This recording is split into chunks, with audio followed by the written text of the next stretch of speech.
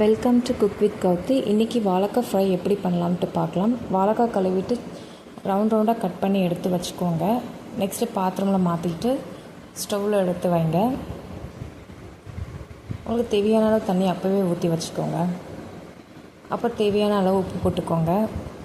வாழைக்காய் பார்த்திங்கன்னா நம்ம நல்லா டீப்பாக வேக வைக்க போகிறதில்ல, ஆஃப் பாயில் இருந்துச்சுன்னா போதும். டீப்பாக வேக வச்சோன்னா கொல கொலன்னு ஆகிடும். வேக வைக்கும்போதே மஞ்சத்தூள் போட்டுக்கோங்க. இப்போ பாருங்கள், வாழைக்காய் ஆஃப் பாயில் ஆகிடுச்சு. நம்ம வேறு பாத்திரத்துக்கு மாற்றிக்கலாம். வேறு பாத்திரத்தை மாற்றிட்டு மசாலா எடுத்து அப்ளை பண்ணிக்கலாம். நான் பார்த்திங்கன்னா மசாலா பார்த்திங்கன்னா நாமக்கல்லேருந்து வாங்கிட்டு வந்துட்டுருந்தேன். அந்த மசாலா தான் நான் வாழைக்காய் ஃப்ரைக்கும் யூஸ் பண்ணுறேன். வாழைக்காய் எல்லாத்துக்கு மேலே மசாலா பூசி ஆகிடுச்சு. இப்போ பார்த்திங்கன்னா நம்ம பேனில் மாற்றிக்குவோம். பேனில் நிறைய எண்ணெய் போடணுன்ற அவசியம் இல்லை. பேன் கவர் ஆகிற வரைக்கும் எண்ணெய் இருந்துச்சுன்னா போதும், கோட்டிங் ஆகிற வரைக்கும். நெக்ஸ்ட்டு நம்ம எடுத்து மசாலா போட்டு வச்சுருக்க வாழைக்காய் பார்த்திங்கன்னா ஒவ்வொன்றா பேனில் போட்டுக்கோங்க. இந்த சமயத்தில் பார்த்திங்கன்னா அடுப்பு பார்த்திங்கன்னா சிம்மில் வச்சுக்கோங்க, இல்லாட்டி தீஞ்சு போயிடும்.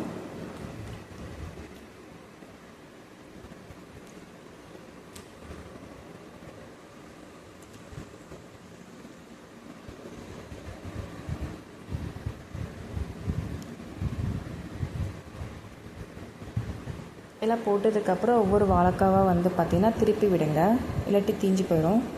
உங்களுக்கு மொறுன்ட்டு வேணுன்னா இன்னும் நல்லா டீப் ஃப்ரை பண்ணிக்கலாம். எனக்கு பார்த்திங்கன்னா மேலே மட்டும் கிறிஸ்பியாக இருந்து உள்ளே சாஃப்டாக இருக்கணும்னு சொல்லிட்டு நான் சீக்கிரமாகவே எடுத்துட்டேன். உங்களுக்கு ரொம்ப கிறிஸ்பியாக வேணும்னா இன்னும் கொஞ்சம் நேரம் நீங்கள் ஃப்ரை பண்ணிக்கோங்க.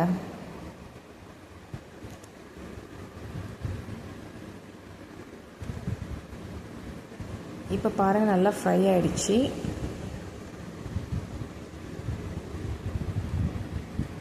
அது கூட பார்த்திங்கன்னா ஃப்ரை ஆனதுக்கப்புறமேட்டு ஸ்டவ் ஆஃப் பண்ணிவிட்டு கொத்தமல்லி கட் பண்ணி போட்டுக்கோங்க சிசரில். நெக்ஸ்ட்டு நம்ம எடுத்து வச்சுட்டு கருவேப்பிலையை சிசர்லேயே கட் பண்ணி போட்டுக்கோங்க, கார்னிஷ் பண்ணிக்கோங்க. அவ்வளோதான், முடிஞ்சிடுச்சு. சிம்பிளான வாழைக்காய் ஃப்ரை எப்படி இருக்குன்னு பாருங்கள். எவ்வளோ கலர்ஃபுல்லாக இருக்குது. நீங்கள் தயிர் சாதம் எது கூட வேணாலும் வச்சு சாப்பிட்லாம், அவ்வளோ டேஸ்ட்டாக இருக்கும். இவ்வளோ தான் ஃப்ரெண்ட்ஸ், ஈஸி. வீட்டில் ட்ரை பண்ணி பார்த்துட்டு எப்படி வந்துடுச்சுன்னு கமெண்ட் பண்ணி சொல்லுங்கள். தேங்க்யூ, பாய்.